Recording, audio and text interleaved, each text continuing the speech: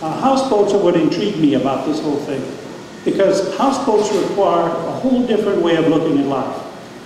See a gentleman nodding his head right there. He knows what I'm talking about. They're not big.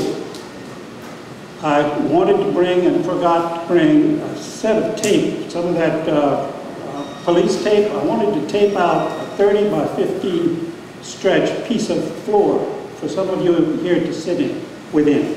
And you would be sitting in a houseboat for this whole talk, and divide it into 3 rooms and see what you think about the size of the thing.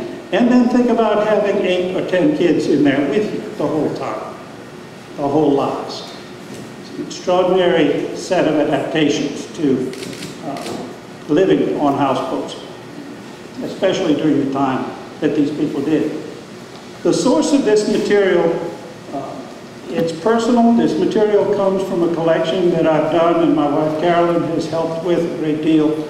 Starting in 1974, I began taping this material at people's tables, drinking coffee in the morning. In the old, most of the time they were houseboats that had been brought up on land and put on lots. From 1974 to now, I think I have 65 tapes now. This material that we'll be talking about tonight is from transcriptions from the first 33 of them. The first 33 tapes have 1,400 pages of transcription. So there's a great deal to talk about even in 90 minutes. The talk plan, what I'd like to do with you is start off with giving you an introduction into the community as it existed in 1974 when it was still on the levee. We'll talk about why that changed. But in 1974, they were still on the levee. And then I'd like to drop back to the 1800s and bring you forward through the 1800s to the 1900s to finally bring them back again to place them on the levee in 1974 and try to help understand how they got to be where they were. There are 4 generations of people involved here. The first generation was born about in 1850. Obviously they're not on tape. But what they are is, they are the direct memories of those people who were their children and grandchildren. And those people had memories. They had good memories. They couldn't read or write for the most part, but they could tell you almost anything that happened from almost any time in the past, and verify it with other people too. So we have 4 generations of people. The limits to what this information, I think, at least in my opinion, the limits to what this can be used for, is that this is only that one community of individuals, that one set of families that lived on the levee at Miette Point. This is not something that I'm trying to compare to Baishane or to Morgan City, Caterhoola, or anybody else. This is that one isolated, and it was, isolated community of people at Miette Point.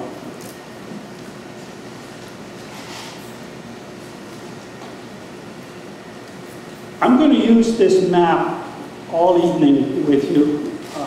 It is the 1863 map of Grand Lake in the Atchafalaya Basin by Abbott. No doubt there are better maps than this, but this is the one that I started with, and I like what it does. You can see that in 1863, in 1863, Grand Lake was this big, wide open. From here to here is about 5 miles. From up here to down here is about 30. Wide open water in 1863. A big body of water. So we'll be talking about these bayous up on this bank right here. We'll be talking about these areas around Bayou Sorrel, and we'll be talking about Miette Point, which is what the green arrow points out. This is Miette Point before anybody was associated with it.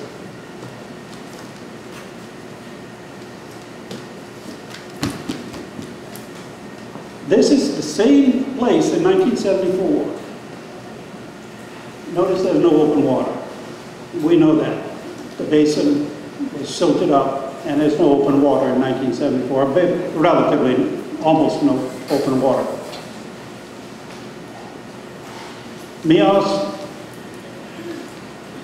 Meows Canal and Miette Point is going to be a focal point for this whole talk. Now, Up close, this is what Mead Point looked like in 1974.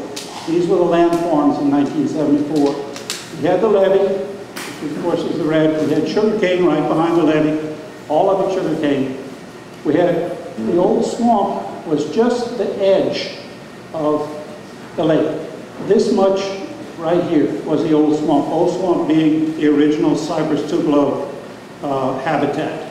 Everything else in here, well, not Goat Island, but all of this, all of this, all of this, all of that sandbar, 1974.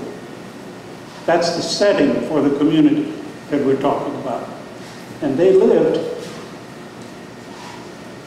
and we'll see this in much more detail in a minute, but they lived on the back side of this levee right here.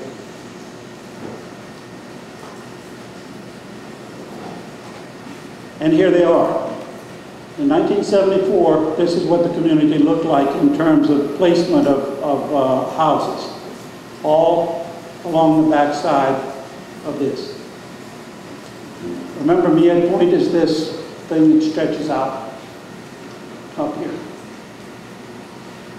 The man whose family, just as an aside, the man whose family is responsible for having their name on this place, Mead, probably is going to dislike me for the rest of his life because I haven't changed this name back to the way it should be, which is his family name, spelled M-I-L-L-E-T.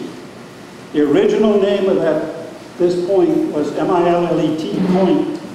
And when the Corps of Engineers decided to start making quad sheets of this area in about 1935, they named everything and they changed the name to this, Mead, M-Y-E-T-T-E.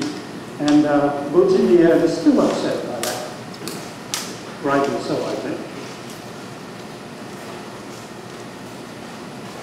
There were 32 households in the community when I met them in 1974, and here they are all, each house has been named for its ownership.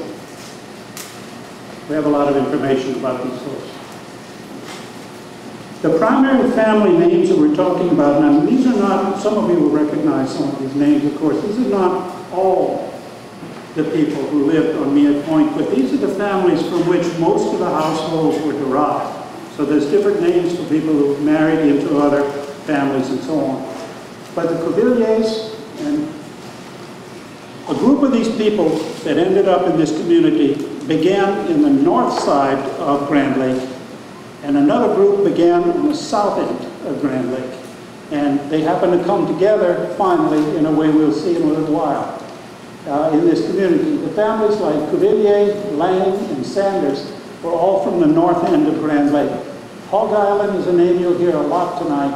Bayashane, not so much, but these are places in the northern part of Grand Lake. The origins of these families, the Cuvillier family was from France in 1730. And then you can see the mixture of others. Germany is in there. I say Kentucky and North Carolina for the Baileys, because those particular families have not been traced beyond that yet. They, of course, could be.